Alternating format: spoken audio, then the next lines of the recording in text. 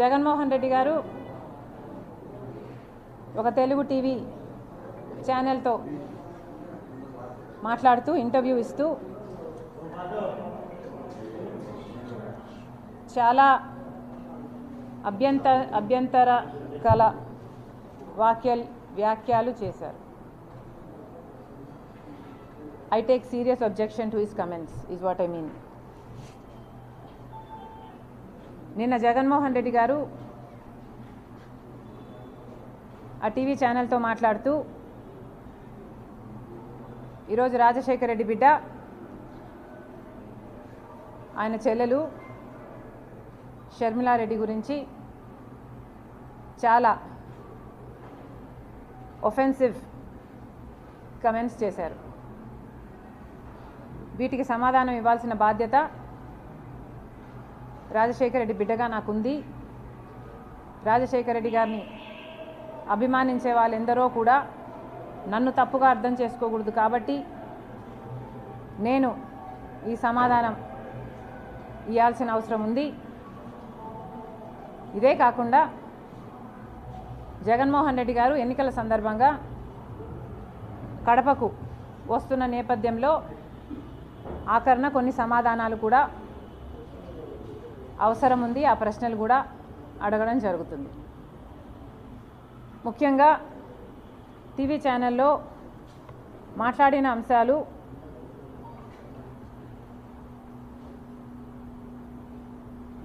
రాజశేఖర రెడ్డి బిడ్డ నేను షర్మిల నాకు రాజకీయ కాంక్ష ఉన్నట్టు, అందుకే రాజశేఖర రెడ్డి గారి కుటుంబంలో భేదాలు వచ్చినట్టు, నా రాజకీయ కాంక్షే దానికి కారణం అన్నట్టు వ్యాఖ్యానించడం జరిగింది. నాకు రాజకీయ కోరిక ఉంది కాబట్టి ఆ రాజకీయ కోరికను ఆయన ఎంకరేజ్ చేస్తే అది నెపోటిజంకి దారితీస్తుంది, కరప్షన్కి దారితీస్తుంది. కాబట్టి ఇవే కుటుంబంలో తేడాలు రావడానికి, భేదాలు రావడానికి ఇదే కారణము అన్నట్టుగా చూపారు. జగన్మోహన్ రెడ్డి గారిని ఆయన చెల్లెలు సూటిగా ప్రశ్నిస్తుంది. జగన్మోహన్ రెడ్డి గారు సమాధానం చెప్పాలి. అసలు రాజశేఖర రెడ్డి బిడ్డను రాజకీయాల్లోకి తీసుకొచ్చింది ఎవరు? జగన్మోహన్ రెడ్డి గారు అరెస్ట్ అయితే 19 మంది ఎమ్మెల్యేలు బై ఎలక్షన్లు వస్తే నేను ప్రచారం చేయాలి అని అడిగింది మీరు కాదా? మీరు జైలుకు వెళ్తే చంద్రబాబు గారు ఒక పక్క పాదయాత్ర చేస్తున్నారు, ఆయన గ్రాఫ్ పెరుగుతుంది అని పాదయాత్ర చేయమనింది మీరు కాదా? మీరు ఎప్పుడు ఏ అవసరం ఉంటే ఆ అవసరానికి సమైక్య ఆంధ్ర కోసం అయితేనేమి, లేకపోతే తెలంగాణలో ఓదార్పు యాత్ర అయితేనేమి, లేకపోతే బాయ్ బాయ్ బాబు క్యాంపెయిన్ అయితేనేమి, ఇలాంటిది ఎప్పుడు మీకు ఏ అవసరం ఉంటే ఆ అవసరానికి పనికొచ్చింది నేను కాదా? ఈ అవసరాలన్నిటికీ మీ రాజకీయాల కోసం నన్ను మీరు రాజకీయాలకు తెచ్చిన మాట వాస్తవం కాదా? నిజంగానే నాకు రాజకీయ కాంక్ష ఉంటే నేను పాదయాత్ర చేసినప్పుడు మీరు జైల్లో ఉన్నారు. మొత్తం పార్టీ నా చుట్టూనే ర్యాలీ అయింది. నాకే గనక రాజకీయ కాంక్ష ఉంటే వైఎస్ఆర్సీపీ పార్టీని నేను హైజాక్ చేసేదాన్ని కాదా?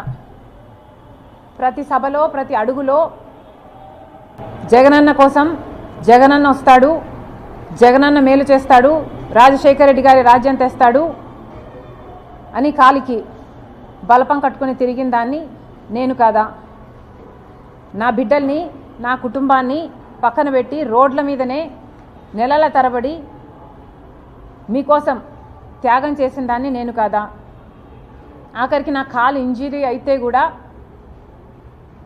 అతి వేగంగా ఫిజియోథెరపీ చేసి మళ్ళీ వెంటనే చేయాలి అని తాపత్రపడి చేసింది మీకోసం నేను కాదా? మరి నేను ఇన్ని త్యాగాలు చేసినా కూడా నాకు రాజకీయ కాంక్ష ఉంది అని మీరు అంటున్నారే. నాకే గనక రాజకీయ కాంక్ష ఉంటే నేను పొందాలనుకున్న పదవి, పోస్టు మీ పార్టీలో నేను మొండిగానైనా పొందగలను. వివేకానంద రెడ్డి గారి లాంటి వాళ్ళు నాకు అండగా నిలబడడానికి, నన్నే ఎంపీని చెయ్యాలి అని ఎంతోమంది మీ పార్టీలోనే ప్రయత్నించిన వాళ్ళు కూడా ఉన్నారు. వాళ్ళందరి అండా చూసుకొని నేను ఏ రోజైనా మీకు రిబెల్ చేశానా?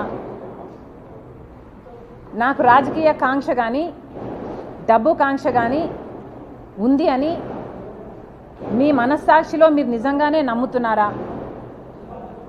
నాకు రాజకీయ కాంక్ష మీకోసం మీతో ఉన్నంతకాలం, మీరు ముఖ్యమంత్రి అయినంత వరకు నాకు రాజకీయ కాంక్ష లేదు, నాకు డబ్బు కాంక్ష లేదు. నేను ఏం చేసినా మీకోసం చేశాను, నేను త్యాగం అనుకొని చేశాను, నా అన్న కోసం అనుకొని చేశాను. మీరు ముఖ్యమంత్రి కావాలని, రాజశేఖర్ రెడ్డి గారి సంక్షేమ పాలన మళ్ళీ మీరు తీసుకొస్తారు అని నమ్మి చేసిన విషయం వాస్తవం కాదా? మన ఇద్దరము నమ్మే బైబిల్ మీద ఒట్టేసి నేను చెప్పగలను, నాకు రాజకీయ కాంక్ష కానీ డబ్బు కాంక్ష కానీ ఏ ఇతర ఆశ లేకుండా, ఆశించకుండా ఏ ఒక్క రోజైనా మిమ్మల్ని ఒక పదవి కానీ ఒక పోస్ట్ కానీ నేను అడగకుండా మీకోసం చేశాను, ఇది నిజం అని నేను బైబిల్ మీద ప్రమాణం చేయగలను. మీరు అదే బైబిల్ మీద ప్రమాణం చేసి నేను మిమ్మల్ని ఈ పోస్ట్ అడిగానని కానీ ఈ పదవి అని అడిగానని కానీ మీరు ప్రమాణం చేయగలరా? నాకు రాజకీయ కాంక్ష ఉంది అని కానీ డబ్బు కాంక్ష ఉంది అని కానీ మీరు రుజువు చేయగలరా? అసలు మనిషి మంచితనాన్ని గుర్తించడం రాజశేఖర్ రెడ్డి గారి దగ్గర నుంచి మీకు ఎందుకు రాలేదు? ఏదైనా ఒక లావాదేవీ కోసం, ఏదైనా ఒక లాభం కోసం ఆలోచన చేసే మనిషి కాదు రాజశేఖర్ రెడ్డి గారు. ఆయన బిడ్డను నేను. ఆయన హృదయానికి దగ్గరగా ఆయన మాటలు వింటూ, ఆయన హృదయంలో హృదయంగా పెరిగిందని నేను. ఆయన ఆశయాల కోసం ఆయన ఏ రకంగా అయితే త్యాగం చేసే మనసు ఆయనకుందో ఆ రకంగానే నేను కూడా ఆలోచన చేయాలి, ఆ రకంగానే మీకు నేను సహాయపడాలి. అంత నిస్వార్థంగా మీకోసం నేను త్యాగం చేశాను, మీకోసం నేను నిలబడడం జరిగింది. ఎంత బహిరంగంగా రాజకీయ కాంక్ష వల్ల నెపోటిజం అంటున్నారే.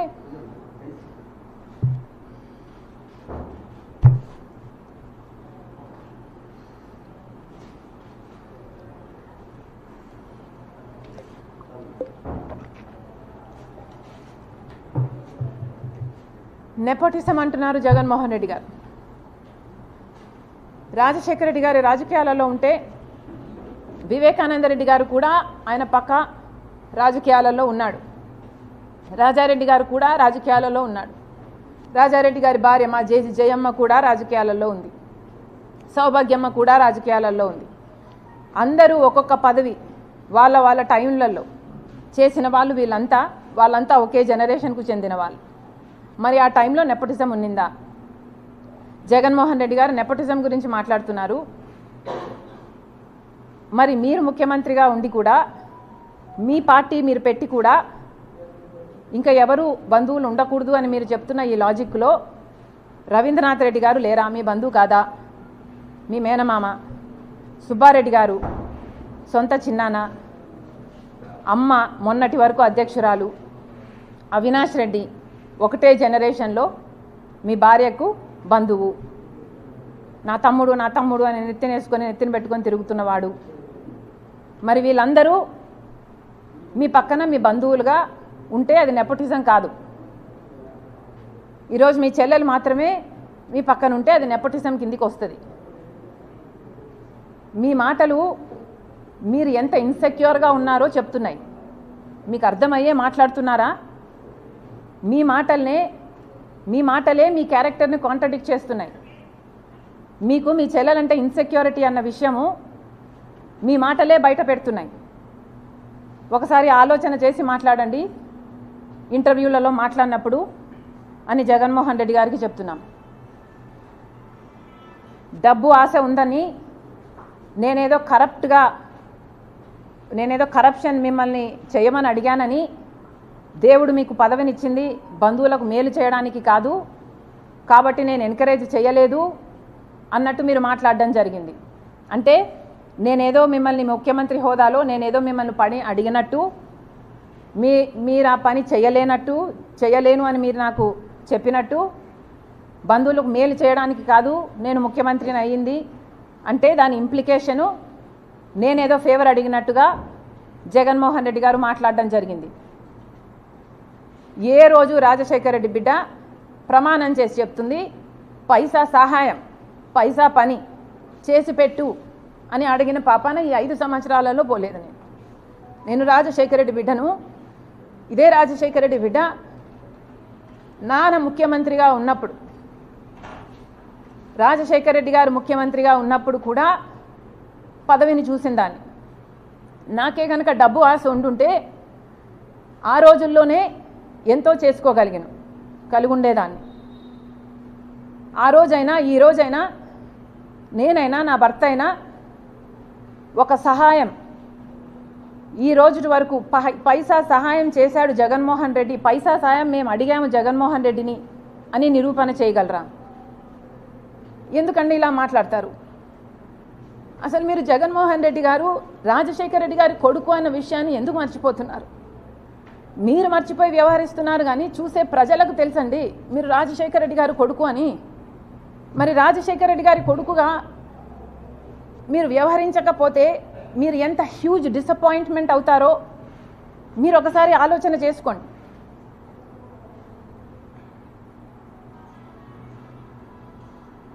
చాలా చెప్పారు, రిలేషన్షిప్స్లోకి రాజకీయాలు వస్తే రిలేషన్షిప్స్ చెడిపోతాయి.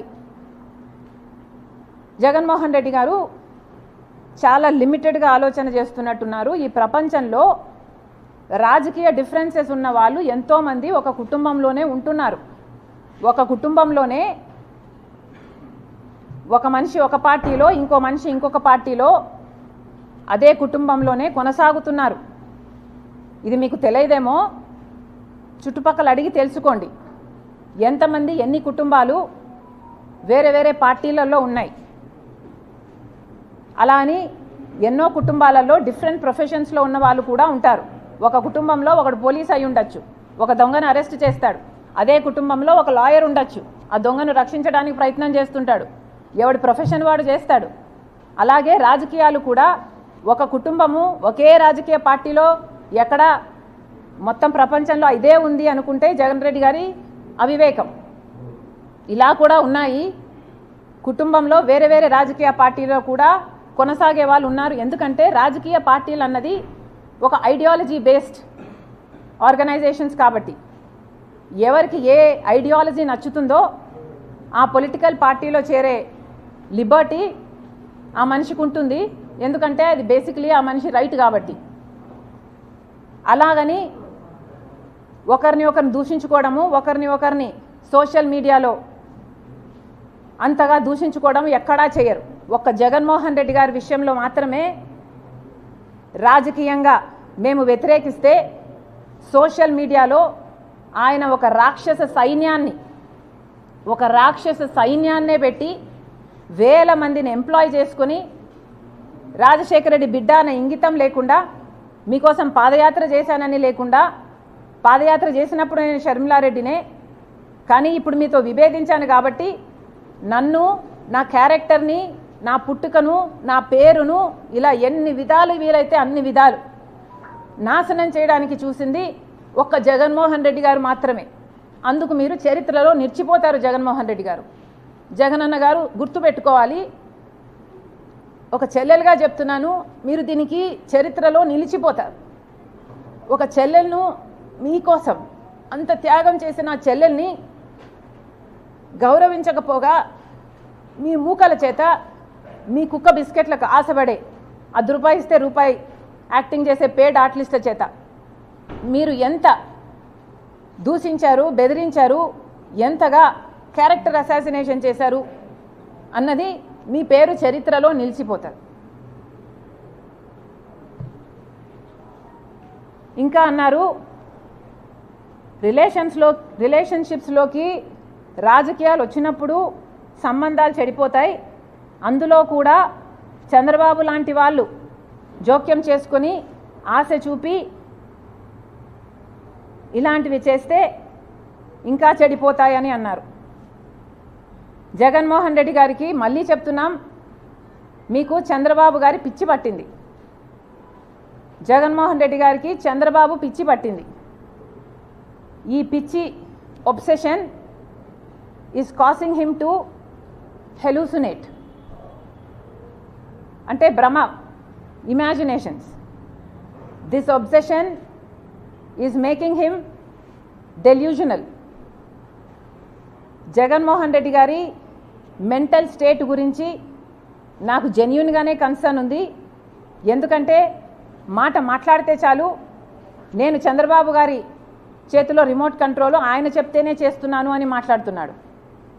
నేనే కాదు, సునీత కూడా చంద్రబాబు మాటే వింటుందంట. పక్క రాష్ట్ర ముఖ్యమంత్రి ఈయనలాగే ఒక ముఖ్యమంత్రి అండి. అంటే ఈయన కూడా ఇంకొకరి చేతిలో కీలుబొమ్మ, ఒక రిమోట్ కంట్రోలా? ఈయనకిచ్చే రెస్పెక్ట్ ఈయనకి ఇవ్వాలి. పక్క రాష్ట్ర ముఖ్యమంత్రి గురించి మాత్రం ఇంకొకరి చేతిలో కీలుబొమ్మ అని మాట్లాడుతున్నారు.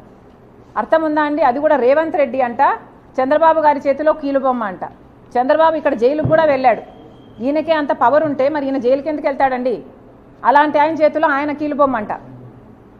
సో చంద్రబాబు గారి చేతిలో నేను కీలుబొమ్మ, చంద్రబాబు గారి చేతిలో సునీత కీలుబొమ్మ, చంద్రబాబు గారి చేతిలో రేవంత్ కీలుబొమ్మ, చంద్రబాబు గారి చేతిలో మోడీ కూడా కీలుబొమ్మే చంద్రబాబుతో పొత్తు పెట్టుకున్నందుకు. ఇలా చంద్రబాబు గారిని అంత పిచ్చిగా, అంత పెద్ద భూతంగా జగన్మోహన్ రెడ్డి గారికి కనిపిస్తున్నాడు అంటే నిజంగానే జగన్మోహన్ రెడ్డి గారు చంద్రబాబు ఒబ్సెషన్తో డిల్యూషనల్ అవుతున్నారు. ఆయన మెంటల్ కండిషన్ను ఒకసారి చెక్ చేయించుకోవాలని కోరుతున్నాం. ఇంతేకాదు, జగన్మోహన్ రెడ్డి గారు మళ్ళీ గోబల్స్ ప్రచారం చేస్తున్నారు. పదే కాంగ్రెస్ పార్టీ రాజశేఖర రెడ్డి గారి పేరును సిబిఐలో చేర్చింది, సిబిఐ ఛార్జ్ షీట్లో చేర్చింది కాంగ్రెస్ పార్టీ అని మళ్ళీ ఆరోపించారు ఆ ఇంటర్వ్యూలో. జగన్మోహన్ రెడ్డి గారికి మళ్ళీ చెప్తున్నాం, అది చెప్పకముందు ఇంకొక విషయం కూడా గుర్తు చేస్తున్నాం. మీ గోబల్స్ ప్రచారానికి మీకు ఏమాత్రం విలువలు ఉన్నాయో అని, విలువలు, విశ్వసనీయత చాలా ఉన్నాయని మీరు చెప్పుకుంటారు కదా, అసలు మీకు ఏ విలువలు ఉన్నాయో ఈ ప్రశ్నలకు సమాధానం చెప్పండి. రాజశేఖర రెడ్డి గారు చనిపోతే రిలయన్స్ హస్తం ఉంది ఆ చాపర్ క్రాష్లో అని చెప్పినవాడు జగన్మోహన్ రెడ్డి గారు కాదా? ఈయన ఆ మాట చెప్తే రిలయన్స్ సంస్థలని ఎంతమంది ధ్వంసం చేయడం నిజం కాదా? వాళ్ళ మీద ఈ రోజుల వరకు కూడా కేసులున్నాయి. కానీ అదే రిలయన్స్ వాళ్లకు జగన్మోహన్ రెడ్డి గారు ముఖ్యమంత్రి అయిన తర్వాత రాజ్యసభ మెంబర్షిప్ కూడా ఇచ్చారు. మరి జగన్మోహన్ రెడ్డి గారికి ఏ విలువలు ఉన్నట్టు? అప్పుడు అది సూట్ అయింది కాబట్టి అట్లా మాట్లాడతారు, ఇప్పుడు ఇది సూట్ అయింది కాబట్టి ఇట్లా చేస్తారా? మీరేనా విలువల గురించి మాట్లాడేది? ఏ విలువలు ఉన్నాయండి మీకు? రిలయన్స్ వాళ్ళు కారణమని చెప్పిన మీరు మళ్ళీ రిలయన్స్ వాళ్ళకి పదవులు ఇస్తారు, మీకు విలువలు ఉన్నాయనుకోవాలా? వివేకానంద రెడ్డి గారి హత్య విషయంలో సిబిఐ ఎంక్వైరీ కోరింది జగన్మోహన్ రెడ్డి గారు ముఖ్యమంత్రి కాకముందు. ముఖ్యమంత్రి అయిన తర్వాత వద్దని చెప్పింది జగన్మోహన్ రెడ్డి గారు. అంటే మీరు ఎక్కడ ఎట్లా ఏ కన్వీనియన్స్ ఉంటే అట్లా మాట్లాడతారు. మీరా విలువల గురించి మాట్లాడేది? మీకు విలువలు ఉంటే ఒక మాట మీద నిలబడాలన్న విలువ మీకు లేదా? అలాగే రాజశేఖర రెడ్డి గారి విషయం, రాజశేఖర రెడ్డి గారి పేరును ఛార్జ్ షీట్లో చేర్చడం కాంగ్రెస్ పని అని చెప్తున్నారు. మళ్ళీ చెప్తున్నాం, కాంగ్రెస్ పార్టీ చెయ్యలేదు, ఇది మీకు కూడా తెలుసు. మీరు గోబల్స్ ప్రచారం చేస్తున్నారు. కాంగ్రెస్ పార్టీ చెయ్యలేదు. సిబిఐ ఎఫ్ఐఆర్లో కూడా రాజశేఖర రెడ్డి గారి పేరు లేకపోతే కొనుగోలు సుధాకర్ అనేవాడు 3 కోట్ల చుట్టూ తిరిగి సిబిఐ కోర్టు, హైకోర్టు, సుప్రీంకోర్టు 3 కోట్ల చుట్టూ తిరిగి రాజశేఖర రెడ్డి గారి పేరుని సిబిఐ ఛార్జ్ షీట్లో పెట్టాలి అంటూ 3 కోట్ల చుట్టూ తిరిగాడు. అందుకు మెచ్చి మీరు ఆయనకు ఏఏజీ పదవిని మీరు ముఖ్యమంత్రి అయిన 6 రోజుల్లోనే ఇచ్చారు. ఎవరిని బుకాయించడానికి ప్రయత్నిస్తారు? మళ్ళీ అదే మాట మాట్లాడతారు. అన్ని సాక్ష్యాలు ఉండి కూడా, ఇంత తెలిసి కూడా ప్రజలకు అర్థం చేసుకుంటున్నారు అనే ఇంగితం లేకుండా మళ్ళీ కాంగ్రెస్ పార్టీ సిబిఐ ఛార్జ్ షీట్లో రాజశేఖర రెడ్డి గారి పేరును చేర్చింది అని మాట్లాడతారు. అసలు మీకు విలువలు ఉన్నాయా అండి? మీరు కాదా? సొంత తండ్రి పేరుని ఛార్జ్ షీట్లో చేర్పించింది మీరు కాదా? మీరు కేసుల్లో బయటపడడం అసాధ్యం అని కదా మీరు చేశారు ఈ పని. మీరు ఆ విలువల గురించి మాట్లాడేది? ఒక కొడుకుగా మీకున్న విలువలు ఏమిటండి? తండ్రి పేరుని ఛార్జ్ షీట్లో చేర్పించమని ఒక మనిషిని పెట్టుకొని ఆ మనిషి చేత ఆ పని చేపించి తీరా ఆ మనిషికి మళ్ళీ మీరు ఏఏజీ పదవిని ఇస్తారు. మీకు ఏ సంబంధం లేకపోతే ఒక మనిషి మీ తండ్రి పేరుని ఛార్జ్ షీట్లో చేర్చిన వ్యక్తికి మీరు ఏఏజీ పదవిని ఇస్తారా? ఎందుకు బుకాయిస్తున్నారు? మీకు ఎక్కడ విలువలు ఉన్నాయి? కొడుకు అన్న స్థానం, కొడుకు అన్న విలువ, అసలు మీకు కొడుకు అని చెప్పుకోవడానికి సిగ్గుగా లేదా? రాజశేఖర రెడ్డి గారి కొడుకు అని ఆయన పేరు ఛార్జ్ షీట్లో పెట్టించింది మీరు కాదా?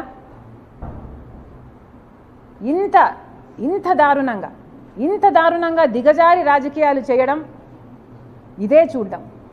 మళ్ళీ చెప్తున్నాం, విలువలు, విశ్వసనీయత ఇలాంటి పెద్ద మాటలు మాట్లాడతారు మీరు. అసలు మీకు ఏ విశ్వసనీయత ఉంది? మీ విలువల గురించి ఒక్కసారి ఆలోచన చేసుకోండి.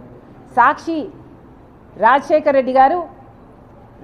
రెడ్డి గారి తమ్ముడైన వివేకానంద రెడ్డి గారిని సాక్షిలో దూషించడానికి ఎలా వాడుకున్నారు?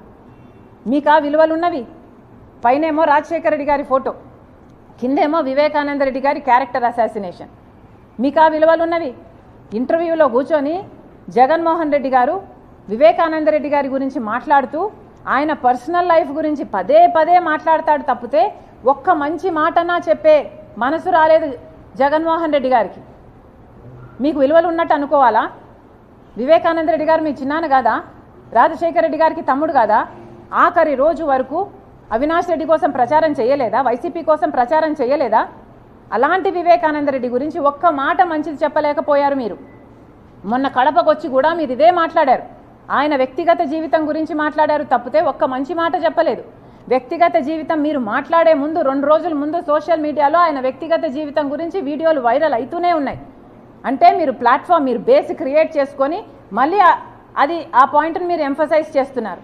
మీకు విలువలు ఉన్నాయా అండి? దీన్ని విలువలు ఉన్న మనుషులు చేసే పనులేనా అండి ఇవి?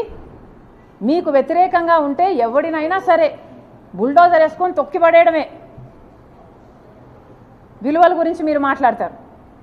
విశ్వసనీయత ఉందా మీకు? విశ్వసనీయత ఉంటే కడప ప్రజలకు సమాధానం చెప్పండి. వివేకానంద రెడ్డి గారి హత్య విషయంలో అవినాష్ రెడ్డి గారు ముందక్కడికి వెళ్ళారు అని చెప్పారు. రవీంద్రనాథ్ రెడ్డి గారేమో సాక్ష్యాలు తుడిచేస్తుంటే అక్కడ నిలబడి చూశాడు అవినాష్ రెడ్డి అని రవీంద్రనాథ్ రెడ్డి గారు చెప్తారు. ఆ తర్వాత అవినాష్ రెడ్డి గారు మీకు ఫోన్ చేశారు అని చెప్తున్నారు. ఫోన్లో మీకు అవినాష్ రెడ్డి గారు ఏం చెప్పారు? అవినాష్ రెడ్డి గారు ఒకవేళ ఇక్కడ హార్ట్ అటాక్తో చనిపోయాడు అని మీకు చెప్పుంటే మీకు ఈ రోజు వరకు కూడా అనుమానం లేదా? అంత రక్తం ఉంటే హార్ట్ అటాక్తో ఎలా చెప్పాడు ఈ అబ్బాయిలో ఏదో దాచుతున్నాడు అన్న అనుమానం మీకు ఈ రోజు వరకు కలగలేదా? లేదు, ఆ అబ్బాయి నాకు నిజమే చెప్పాడు, ఇక్కడంతా రక్తం ఉందన్న, హత్య జరిగింది అని చెప్పుంటే మీకు మరి సాక్షిలో హార్ట్ అటాక్ అని మీరు ఎందుకు రాపిచ్చారు? ఈరోజైనా సమాధానం చెప్పండి. ఎంతసేపు ఉన్నా ఆ అబ్బాయి నన్ను కన్విన్స్ చేశాడు అని మాట్లాడుతున్నాడు టీవీలో. ఈ అబ్బాయి అంట 4 ఇంటర్వ్యూలు ఇచ్చాడంట కష్టపడి. సునీతమ్మ 5 ఏళ్ల కష్టం ఎవరికీ కనిపించడం లేదు, ఆయనకైతే అసలుకే కనిపించడం లేదు. 5 ఏళ్ళు న్యాయం కోసం గడప తిరిగి కోర్టు మెట్లన్నీ ఎక్కి పోలీస్ స్టేషన్లో అన్నీ చుట్టూ ముట్టే 5 సంవత్సరాల కష్టం కనిపించలేదు. ఈ అబ్బాయి అంట 4 ఇంటర్వ్యూలు ఇచ్చాడట. ఈ 4 ఇంటర్వ్యూలను బట్టి అవినాష్ రెడ్డి గారు నిర్దోషి అని ఈయన నిర్ధారించుకున్నారంట. అంటే మీకు ముందు చెప్పలేదా అవినాష్ రెడ్డి ఈ ఎక్స్ప్లెనేషను? ముందు చెప్తే మరి మీరు ఇంటర్వ్యూలో చూసి ఎందుకు కన్విన్స్ అయినట్టు? అయినా మీరెవరండి కన్విన్స్ కావడానికి? మీరు కన్విన్స్ అయితే ఎంత, కన్విన్స్ అవ్వకపోతే ఎంత? కన్విన్స్ కావాల్సింది ఎవరండి? ఇన్వెస్టిగేటివ్ ఏజెన్సీ, జడ్జిలు కదా. మరి మిమ్మల్ని కన్విన్స్ చేసిన అవినాష్ రెడ్డి సిబిఐని ఎందుకు కన్విన్స్ చేయలేకుండా ఉన్నాడు? వెళ్ళమని చెప్పండి. సిబిఐని తప్పించుకొని ఎందుకు తిరుగుతున్నాడు? సిబిఐ అరెస్ట్ చేయడానికి వస్తే కర్నూలులో అంత 3 రోజుల పాటు బీభత్సం సృష్టించారు కదా. పోలీసులను మూకల్ని అంత లా అండ్ ఆర్డర్ ప్రాబ్లమ్ సృష్టించి అసలు చెయ్యి వేయనీయలేదు కదా అవినాష్ మీద. సిబిఐ ఆఖరికి empty handed it had to go back. That is an insult, a humiliation to CBI in it's history. మరి అంతగా మీరు అంత దిగజారిన రాజకీయాలు చేస్తున్నారే, మరి మిమ్మల్ని కన్విన్స్ చేయడం ఏం అవసరం అండి? మీరు కన్విన్స్ అయితే ఎంత, అవ్వకపోతే ఎంత? ప్రజలు కదా కన్విన్స్ అవ్వాలి. మరి ప్రజలకి సమాధానాలు చెప్పండి. ఎందుకని సాక్షి టీవీలో హార్ట్ అటాక్ అని చెప్పారు? ఎందుకని ముందు సిబిఐ అడిగారు, ఆ తర్వాత సిబిఐ వద్దన్నారు? ఎందుకని అవినాష్ సాక్ష్యాలు తుడిచేస్తుంటే అమాయకంగా నిలబడి చూశాడు? ఇవన్నీ సాక్ష్యాలు ఆధారాలు సిబిఐ అన్నీ పెడితే ఇవన్నిటినీ కాదని మీరు కన్విన్స్ అయ్యానని బుకాయిస్తున్నారు. మీరు బుకాయించినంత మాత్రాన ప్రజలు కన్విన్స్ కారండి. ప్రజలకు కూడా దేవుడు కూడా ఒక ఇంగితం అంటూ ఇచ్చారు, అర్థం చేసుకోవాలి. జగన్మోహన్ రెడ్డి గారు విశ్వసనీయత విలువలు అని ఇంత గట్టిగా మాట్లాడుతున్నారే, మీకే గనక విశ్వసనీయత ఉంటే ఈరోజు ఎందుకని 5 సంవత్సరాల అధికారం తర్వాత కూడా మనకు ప్రత్యేక హోదా రాలేదో ప్రజలకు సమాధానం చెప్పండి. బీజేపీ పార్టీ మెడలు వంచైనా సరే నేను ప్రత్యేక హోదా తీసుకొస్తాను అని కూడా చెప్పి కదా మీరు అధికారంలోకి వచ్చారు. ఎందుకు మరి ప్రత్యేక హోదా ఎందుకు రాలేదు? ప్రత్యేక హోదా ఎందుకు తేలేదు? మీరు బీజేపీ మెడలు ఎందుకు వంచలేదు? ఒక్క నిజమైన ఉద్యమమైన ఈ 5 సంవత్సరాలలో ఎందుకు చేయలేదు ప్రత్యేక హోదా గురించి? మీకు నిజంగానే విశ్వసనీయత ఉంటే సమాధానం చెప్పండి. పోలవరం ప్రాజెక్ట్ అయితేనేమి, రాజధాని అయితేనేమి, ఇలా ఒక్కటంటే ఒక్కటైనా సాధించుకొచ్చారా? మీకు నిజంగానే విశ్వసనీయత ఉంటే మరి ప్రజల ప్రయోజనాలన్నీ ఎందుకు తాకట్టు పెట్టారు బీజేపీ పార్టీకి? మీ స్వప్రయోజనాల కోసం ఏదైనా తాకట్టు పెడతారా? ఎవరినైనా బలి చేసుకుంటూ పోతారా? ఎవరినైనా తొక్కుకుంటూ పోతారా? కనీసం కడపలో స్టీల్ ఫ్యాక్టరీ కూడా మీరు కట్టలేదు. ఇది అవమానంగా లేదా మీకు? మీ సొంత జిల్లా కదా కడప. కనీసం ఇక్కడైనా కడపలో స్టీల్ ఫ్యాక్టరీ అయినా కట్టుంటే మీకు చెప్పుకోవడానికి ఏదైనా ఉండు. ఈ కడపలోనే ఇక్కడనే 625 గ్రామాలకు కనీసం మంచినీళ్ళు లేవండి. మంచినీళ్ళు లేవు గ్రామాలలో. ఏం సమాధానం చెప్తాడు జగన్మోహన్ రెడ్డి గారు? ఎక్కడ పెట్టుకుంటారు మీ తలకాయ? మీకు ఆ విశ్వసనీయత గురించి మాట్లాడే హక్కు ఉంది? కనీసం ఒక్క ఎకరాకైనా అడిషనల్గా నీళ్ళు ఇచ్చింది లేదు మీరు ఇక్కడ. కనీసం రాజశేఖర్ రెడ్డి గారు జలయజ్ఞంలో 42 ప్రాజెక్టులు సొగంలో వదిలేసిపోతే అవన్నా పూర్తి చేయాలన్న కాంక్ష లేకపోయింది మీకు. కనీసం అవి కూడా చేయలేకపోయారు. మీరా రాజశేఖర్ రెడ్డి గారి ఆశయాలను నిలబెట్టేది? Thank you guys.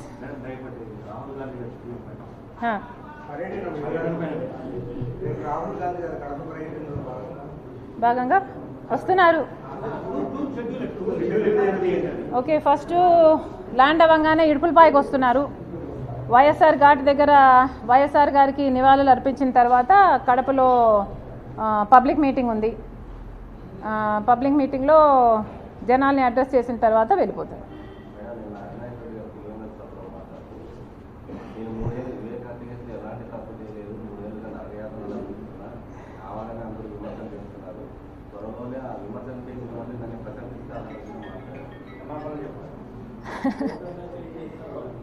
మరి ఎందుకండి సిబిఐని తప్పించుకొని తిరుగుతున్నారు? ముందు బెయిల్ ఎందుకు తెచ్చుకుంటున్నారు? సిబిఐ దగ్గరికి వెళ్ళండి. మీకున్న సాక్ష్యాలు, మీకున్న కన్విన్సింగ్, మీరేదో జగన్ రెడ్డిని చేయడం కంటే మీరు అక్కడికి వెళ్ళి వాళ్ళని కన్విన్స్ చేసుకోవచ్చు కదా. అయినా నేను దొంగతనం చేశాను నన్ను పట్టుకోండి అని నిలబడతాడా అండి? అక్కడనే నేను చేయలేదనే చెప్తాడు ఏ దొంగ అయినా. ఆ దొంగను నమ్మినోడు పిచ్చోడు. అవినాష్ రెడ్డి నేను చేయలేదని జగన్మోహన్ రెడ్డి గారు చెప్తుంటే జగన్మోహన్ రెడ్డి గారు నేను కన్విన్స్ అయ్యానంటే మరి ఎక్కడ పిచ్చోళ్ళు ఎవరు? ఇక్కడ జగన్మోహన్ రెడ్డి గారు పిచ్చోడు అనుకోవాలి.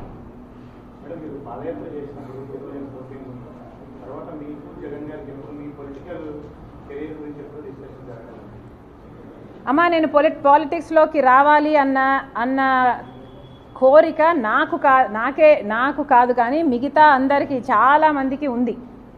ఈ పాప పాలిటిక్స్లో షైన్ అవుతుంది, ఈ పాప నీకు బలం అవుతుంది, ఈ పాప పార్టీకి మంచిది అవుతుంది అన్న ఒపీనియన్ను జగన్మోహన్ రెడ్డి గారికి 100ల సంఖ్యల్లో చేసుంటారు.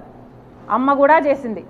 అమ్మకు కూడా జగన్మోహన్ రెడ్డి గారు నన్ను ఎంపీని చేస్తాను అని మాటిచ్చారు.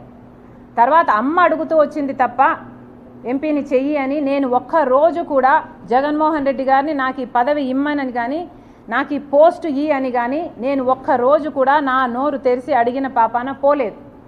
ఎందుకంటే నాకు తెలుసు ఆయనకి ఇష్టం లేదు అని. ఏదైనా అన్నకి ఇష్టం లేదులే, అన్నకు వదిలేద్దాంలే, అన్న అడిగాడు చేద్దాంలే, అన్న కోసంలే, అన్న అని పిచ్చి పట్టిన దాని మాదిరి నేను చేశాను. దానికి ఈరోజు అనుభవిస్తున్నాను. అమ్మ చెప్పినప్పుడు కాదండి, అమ్మకి మాట ఇచ్చింది ఆయనే. అదే కదా ఆవిడ అడిగేది, మాట ఇచ్చావు కదా నిలబెట్టుకో అని ఆవిడ అడుగుతుంది. ఇంకొద్దులేమ్మా ఇవన్నీ అనవసరం. Thank you guys, thank you.